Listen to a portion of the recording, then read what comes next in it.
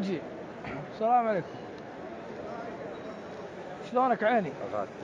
أغاتي، ما دام قلت أغاتي فأنت عراقي. عراقي نعم. بس خلاص. مع أن أغاتي هذه ترى فارسي إيراني. انتبه من الغزو. لا والله. شلونك طيبين؟ أنت سعودي؟ إيه مكة. أنا سنة. الله يعطيك. أنت بغدادي ولا نجم؟ بغدادي. يا سلام، بغداد الرشيد. نعم. العراق هذا جمجمة العرب. نعم بالله. بس مع مقتدى وما مقتدى تفلشت الجمجمة. إن شاء الله ترجع، ماكشي يبقى على حاله. صحيح. كل شيء يرجع. إن شاء الله ترجعون وتقودون العرب بإذن الله عز وجل. بإذن الله تعالى. أنا بسألكم سؤال في القرآن. إن شاء الله. بما أنك اغتنمت الفرصة ببيت الله وقرأت القرآن. نعم. إن شاء الله. بسألك سؤال عبارة عن معلومة. نعم. سؤال لو أنت تجاوب سؤال وتجاوبنا يعني. لا أنا بسأل إذا تعرفون خلاص كويس. ما نعرف نقول. كفيتون المؤونة. أي نعم. من هم الأشخاص الذي ذكر الله عز وجل أنه معهم في القرآن؟ يعني بأي آية قصدك؟ آيات معينة ذكر الله أنه مع أشخاص. وهي آيات مذكورة بها الأصحاب؟ لا. يعني مثلا أعطيك مثال. الله عز وجل مع إبراهيم. نعم. يحفظه. نعم. ويرعاه. تكلم عن معية الحفظ الآن. نعم. لكن لو فتشت القرآن لن تجد في القرآن أن الله قال أنا مع إبراهيم. هذه غير موجودة. لكن بالاستقراء القرآن بإعجاز. لا، أنا في 4 أشخاص. نعم. 4 هم 4 أشخاص قال الله لهم أني معكم. نعم. أول 2 هم موسى وهارون. نعم. قال الله عز وجل لا تخافا. نعم. إنني معكما. صحيح. يعني حافظكم. أحسنت. وأرعاكم. صح. لذلك لما كاد فرعون أن يدرك موسى قال أصحاب موسى إنا لمدركون قال كلا إن معي ربي. فتذكر وعد الله القديم له. بس أنت اعطيتنا 2 هم عرفناهم. قال لصاحب هذه عندك. أيوة. لا تحزن إن الله معنا. إذن 3 أنبياء وصحابي واحد. صحيح. إذ يقول لصاحبه لا تحزن. اللي يقول لك لا تحزن ليس أخوك ولا أبوك ولا أمك. اللي يقول لك لا تحزن رسول الله. هل الحزن صفة نقص؟ لا. الله يقول عن يعقوب وبيضت عيناه من الحزن فهو كظيم. وقال للنبي صلى الله عليه وسلم ولا يحزنك الذين يسارعون. ما شاء الله. ايوه. لا عشان هي هذه زي المقدمة. دارس تفسير. اي دارس قرآن. لذلك شوف ايش قال الله عز وجل لا تحزن. لماذا لا أحزن يا رسول الله؟ إن الله معنا. الله معنا. هذه الآية هل هي منسوخة؟ ليست منسوخة، لأن هذا خبر. لا يوجد نسخ في الأخبار، النسخ في الأحكام. لذلك كل يوم تقرأ. أول شيء تعرفون هوية الشخص هذا؟ الأنبياء معروفين. أبو بكر الصديق. قال الطبطبائي في تفسير الميزان أنه أبو بكر بالنقل القطعي. حتى دارس التفاسير. ايوه.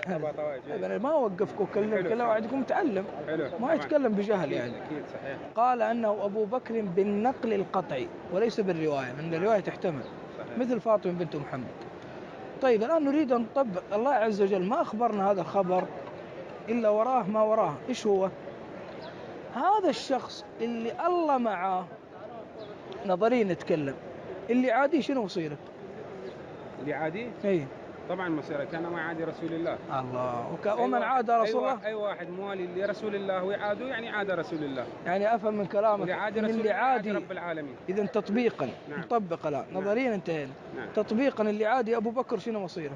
اللي عادي أبو بكر إذا صار من صحابة. لا خلي الصحابة. نعم. الحين في شخص قال لك الله أنا معاه. نعم.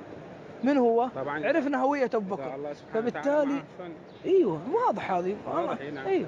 فبالتالي اللي عادي أبو بكر طبعا شنو مصير؟ عادي الله كان ما. لا إله إلا الله. طيب أنت كشخص. نعم. أنت كشخص ما لك علاقة بأحد ولا سنة ولا شيعة ولا لك علاقة بأحد. أنت كشخص. أنا شيعي ونسيبي سني. والله ونعم. بكم كلكم. الله يحفظك. بس أنت كشخص. نعم. هذا موضوع ما عليه. نعم. برأ ساحته لأنه هو يحب الصديق ويحب الفاروق ويحب. لكن أنت كشخص تؤمن بالوصية. نعم. صح؟ هذه الوصية في واحد انقلب عليها. نعم. تمام.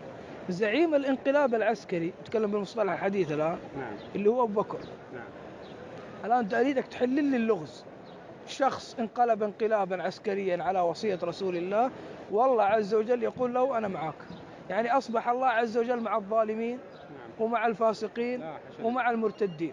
هاي حل لي هذا اللغز. وهذا النقص يعني اكو كل من يقرأ الروايات حسب ما يقرأ يعني. لا أنت قلت أنا أؤمن بالوصية. أنت قلت أنا أؤمن بالوصية. أكيد. والوصية هذه لم تنفذ. في نظرك أنت. من الذي لم ينفذها؟ أول شخص أخذها من هو أبو بكر. الحين تكلم كلام عملي. يعني قصدك ما معناه يعني ما نفذ الوصية. ما نفذ الوصية. فبالتالي أنت ملزم واحد من الثنتين، يا يعني أنك تكفر بالوصية أو تكفر بالآية، واحدة من الثنتين، ما لك ثالث. أو تجمع بينها. احنا ناس معتدلين، احنا ما نحب يعني نفرق ونقول مثلا هذا كذا هذا. احنا نقول شلون تلك أمة قد خلت. لا يعني شوف، في واحد يقول أنا مطنش، المطنش هذه ما له علاقة به. أنا أكلمك ولدك تبي تربيه. أنت ما تبغى ولدك يكون إنسان عنده ازدواجية بالشخصية. هي ماشي بدون فكر. لابد يكون فكره رصين. لما يقول لك أبويا هل الرسول وصى؟ نعم. هل نفذت الوصية؟ لا.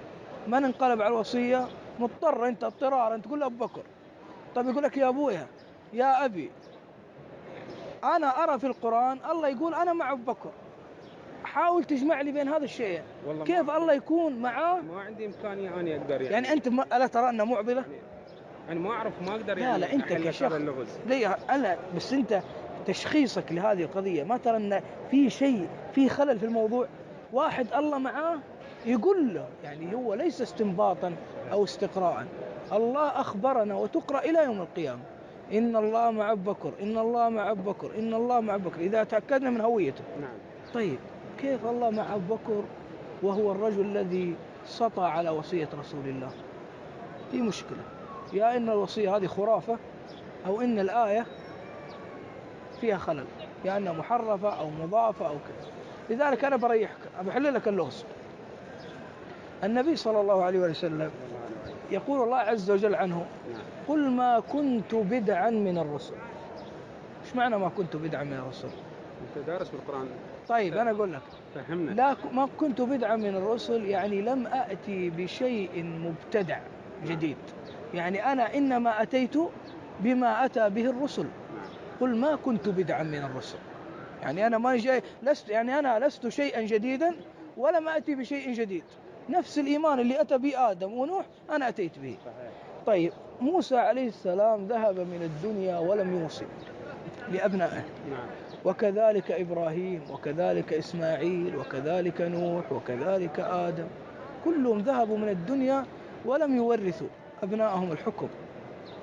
فكيف رسول الله صلى الله عليه وسلم يجعل نظام كسرى في الأرض ويشرعه ويقول يا محمد اعطي ابن عمك الحكم ويا علي اعطي أبنائك الحكم من بعدك؟ أقول لك ما هذا نظام كسرى، الحكم بالدم، الحكم الوراثي. يقول على المال علاقة، هذا من الله. فبالتالي محمد صلى الله عليه وسلم لا يمكن أن يفعل شيء لم يفعله الأنبياء من قبل. إذن هناك خلل في فهم بعض الأحاديث. بس قبل ما أقول لك الخلل، هو ما في أعظم حديث بالنسبة إخواننا، أعظم حديث اللي هو غدير خم، ما في، هذا يعتبر قال متفق عليه. إيه قال عنه البحراني، صح هذا حديث صحيح، قال عنه البحراني إنما نزلت الولاية في آخر عمره صلى الله عليه وسلم في الغدير، إنما حصرية، لم تأتي الولاية بالوضوح اللي يراه الشيعة، لذلك يسوون كل سنة بيعة الغدير إلا في غدير خم. طيب أنا رأيت نصراني يستدل على التثليث بقوله تعالى إن أعطيناك الكوثر. الخلل في الآية ولا في فهمه؟ في فهمه. إذا ما في خلل في الحديث في الغدير، وإنما هناك خلل في بعض الأفهام. يعني شنو يعني زين هذا الحديث الولاية شنو يعني؟ أنا أقول لك الولاية شنو. أول شيء لازم تعرف معلومات عن الغدير، للأسف غائبة عن كثير من أهل العراق. صحيح. أنا ابن مكة. الغدير يبعد، هي الله يكرمك، الغدير يبعد عن مكة 150 كيلو. هذه أول معلومة موجودة في جوجل، بإمكانك أن تبحث عنها. القضية الثانية أن اللي كانوا معاه في الغدير هم أصحابه الذين أتوا معه من المدينة، فبالتالي أهل مكة ليسوا معه، قصد الطلقاء الذي آمنوا بعد الفتح وهم بالآلاف. وكذلك أهل الطائف لم يكونوا معه، أهل مكة والطائف لم يكونوا معه. وكذلك أهل اليمن، لأن اليمن في الجنوب والغدير إلى الشمال من المدينة، فالانطلاقة من مكة مختلفة أصلا. فالحقيقة الأولى أن 150 كيلو. الحقيقة الثانية أنه لم يكن مفترق طرق كما يدعي البعض، أنا ابن مكة وأعرف. الحقيقة الثالثة لم يكن معه 120 ألفا، كان معه 120 ألفا في حجة الوداع وفي خطبة الوداع. أما في الغدير الخطبة الأخرى فإنما كان معه أصحابه الذين أتوا معه من المدينة.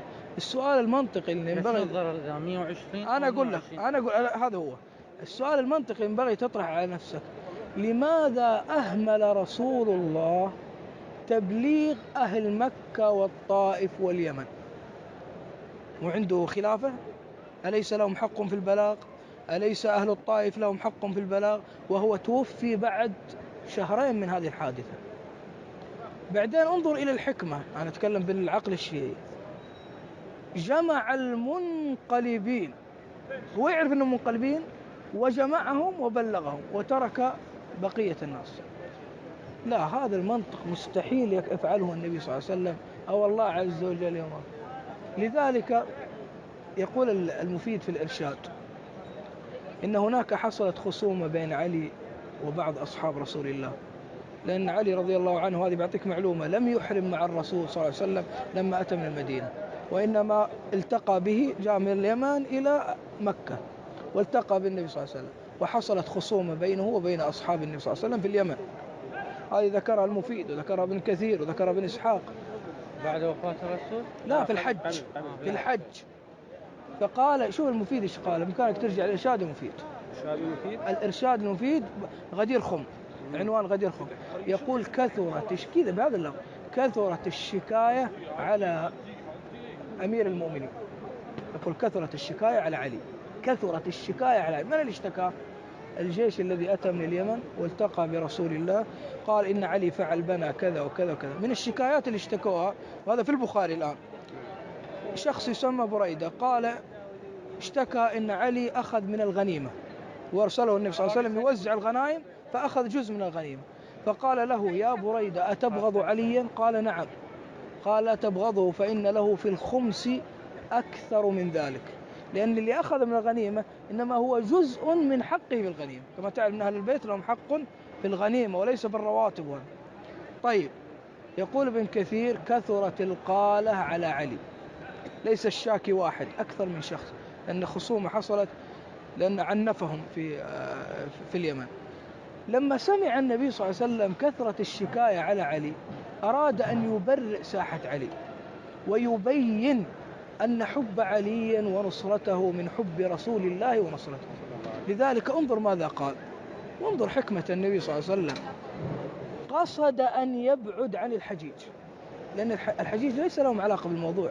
المشكلة مع أصحاب النبي صلى الله عليه وسلم الذين كانوا في اليمن، وليس من ضمنهم لا أبو بكر ولا عمر ولا عثمان ولا طلحة ولا الزبير. طيب، ماذا قال النبي صلى الله عليه وسلم في غدير خم؟ أباك بس يعني تستصحب معاك هذه الأحداث كلها. انظر ماذا قال. قال: من كنت مولاه فهذا علي مولاه، اللهم والي من والاه وعاد من عاداه وانصر من نصره واخذل من خذله. الحديث فيه سر أباك تتنبه له، أن النبي صلى الله عليه وسلم يستخدم اللفظ وضده. ما هو عكس الخذلان؟ عكسه النصرة، استخدمها الرسول، قال: انصر من نصره واخذل من خذله. اللي قبلها قال: عادي من يعاديه. ما هو عكس العداوة؟ صحبة، المحبة. طيب، المحبة مين موجود في الحديث؟ موجود بدلا عنها والي، والي من واليه وعادي من عاديه. والي اللي هي معنى المحبة اللي قلناها، من فين مشتقة؟ مشتقة من كنت مولاه. إذن فسر النبي صلى الله عليه وآله وسلم المولى بالحب والنصرة، وهذا مصداق قول الله عز وجل: وإن تظاهرا عليه فإن الله هو مولاه. هل الله خليفة؟ هل الله إمام؟ فإن الله هو ناصره. معنى مولى معناه النصير والحبيب. لذلك لم يحتج علي بهذا الشيء. وأنا بعطيك شيء أعتبره زي اليقين، مع أن الاثنى عشرية يستدلون به على الخلاف. قال النبي صلى الله عليه وسلم لعلي في غزوة تبوك: أنت مني بمنزلة هارون من موسى. لما أراد أن يلحقه بالغزوة قال: خلفتني مع النساء والصبيان. قال: ألا ترضى أن تكون مني بمنزلة هارون من موسى إلا أنه لا نبي بعده. استدل الشيعة إن هذه نص في الخلافة، بالتالي هارون وزير علي وزير موسى، بالتالي علي وزير، مع أن هذا الحديث من أعظم الأدلة التي تدل على أن النبي صلى الله عليه وسلم لم يكن يريد أن يستخلف علي. تقول لي كيف؟ لأن اللي استلم الخلافة بعد موسى هو يوشع، وهارون توفي قبل موسى بالاتفاق، يعني هذه مسألة ما فيها خلاف بين السنة والشيعة، إن هارون توفي قبل موسى واللي استلم بعد موسى يوشع. وكان النبي صلى الله عليه وسلم يعلم ذلك، إن هارون توفي قبل موسى، فلو كان يريد استخلافا بعد الموت لقال أنت مني بمنزلة يوشع من موسى. أليس كذلك؟ النبي صلى الله عليه وسلم لا يمكن يأتي بقياس فاسد، يريد يستخلف واحد من بعده يأتي بشخص استلم بعد موسى حتى يكون القياس صحيح، لكن هو شخص بعد قبل موسى توفى لا يمكن يقيس عليها الرسول اللهم صل وسلم عليه. لذلك أنا بقول لك شيء منطقي، خلي النصوص، أنا بعطيك شيء منطقي. المهاجرين والأنصار اللي قال الله عز وجل عنهم للفقراء المهاجرين الذين أخرجوا من ديارهم وأموالهم يبتغون فضلا من الله ورضوانا، بعدين قال والذين تبوأوا الدار والإيمان، بذلوا أرواحهم وأموالهم. المنطق الشيعي يقول إن الرسول وصل علي، الصحابة المهاجرين دولي ما استجابوا، مع إن أبو بكر استخلف عمر بعد مشورة الصحابة. هاي ليش؟ أيوة أنا أقول لك بعد مشورة الصحابة. يعني هل الرسول صلى الله عليه وسلم أبى أجيك للازم العقلي، يعني ما عنده يعني خاتم الأنبياء والرسل؟ لا هو مشي زي ما مشي موسى. أي لا يعني ما يستخلف بعد؟ لا ما يستخلف، لأن إبراهيم ما استخلف ولا موسى ولا نوح. بس هو خاتم الأنبياء، يعني بعد ماكو رسالة ولا نبي. طيب ما في نبي، طيب خلاص، وعلي مو نبي. لا مو نبي. طيب طبعا مو نبي، ما استفدنا شيء احنا. لا أكيد هو رسول الله خاتم الأنبياء. طيب خلاص انتهى بعد. طيب خليني أكمل لك النقطة هذه. الآن أبو بكر قال يا ناس أريد أستخلف عمر، استجابوا له ولا ما استجابوا؟ استجابوا؟ بالله عليك سأل نفسك هذا السؤال. هؤلاء الذين بذلوا أموالهم وأولادهم أي مصلحة لهم في أن يطيعوا أبا بكر ويعصوا رسول الله؟ فكر أنت كذا، رسول الله يوصي وما يستجيب، وأبو بكر يوصي ويستخلف ويستجيب. لذلك انظر إلى فعل علي. شوف علي استلم الخلافة بعد عثمان، كيف استلم؟ لما أتوا المهاجرين والأنصار ومنهم طلحة والزبير وبايعوه وأصبح خليفة، وقال إنما الشورى للمهاجرين والأنصار. طيب لما استلم الخلافة قاتل دون الخلافة ولا ما قاتل؟ ذهب للبصرة يقاتل، صح؟ قاتل معاوية وقاتل طلحة والزبير وقتل دونها، اغتيل وقتل دون الخلافة، يعني لو كان اعتزل ما حد قتله. طيب يا علي انت رسول الله هو اللي سلمك الخلافة وما قاتلت دونها، ويأتي المهاجرين والأنصار ويعطونك الخلافة وتقتل دونها، كيف؟ يعني إذا حين البحث نرجع هو منص، ها؟ ماكو أي وصية. ايوه ما في وصية، هذه الوصية إن ادعاء. لذلك أنا بقول لك شيء، حتى أنا يعني إنسان لو جاك واحد من ولدك قال لي أبي أنا أرى فرق كثير